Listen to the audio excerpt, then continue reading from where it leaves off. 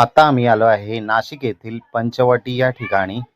पंचवटी हे नाव या वटवृक्षांमुळे पडले. 1, 2, 3, 4 आणि 5 असे 5 वटवृक्षांनी मिळून पंचवटी असे नाव पडले आहे. हे सीता गुफेजवळ आहे. तसेच हे काळाराम मंदिर काळ्या पाषाणापासून बनलेलं, तसेच इथली रामाची मूर्ती पण काळ्या दगडानेच बनलेली, म्हणून याला काळाराम मंदिर म्हणतात. खूप सुंदर असं मंदिर आहे हे आणि खूप कोरीव काम खूप छान आहे याचं. तसेच आत्ता आम्ही पोहोचलो इथे रामघाटावर. हे रामघाट आहे, नदींचा संगम. इथेच कुंभमेळा पण होतो आणि खूप सारी गर्दी असते तिथे. लोक स्नान करायला येतात, तिथे अस्थि विसर्जनसाठी येतात. त्याला रामघाट म्हणतात. पाहू शकतात तुम्ही. इथे छोटी छोटी मंदिर आहेत वेगवेगळ्या देवांची. तसेच हा घाट बिझीच असतो तसं बघायला गेलं तर. येत्या 2026 मध्ये इथे कुंभमेळा होणार आहे मोठा, तर त्यासाठी थोडी तयारी चालू आहे. हे आहे बजरंगबली.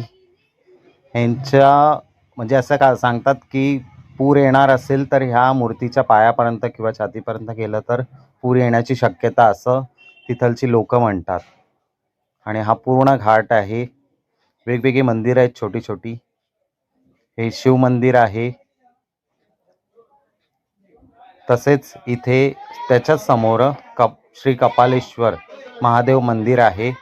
हे एक भारतातील असं मंदिर आहे ज्याच्या समोर नंदीच नाही आहे शिवलिंग समोर, आणि हे खूप सुप्रसिद्ध मंदिर आहे तिथलचं. आपण नेहमी बघतो की शंकराच्या पिंडीसमोर नंदी महाराज असतात, पण ह्या मंदिरात नंदी महाराजच नाही आहेत. तसेच आम्ही त्र्यंबकेश्वर ह्या ठिकाणी आलो. तिथे फोटो सेशन आमचं झालं. तसेच हे मंदिर पण खूप सुंदर आहे, पुरातन आहे. तसेच 12 ज्योतिर्लिंगामधलं आहे हे. त्याचं दर्शन आमचं खूप छान झालं. 2 तासाच्या लाईनमधून आमचं पटापट दर्शन घेतलं पूर्ण. चला भेटू पुढच्या व्लॉगला.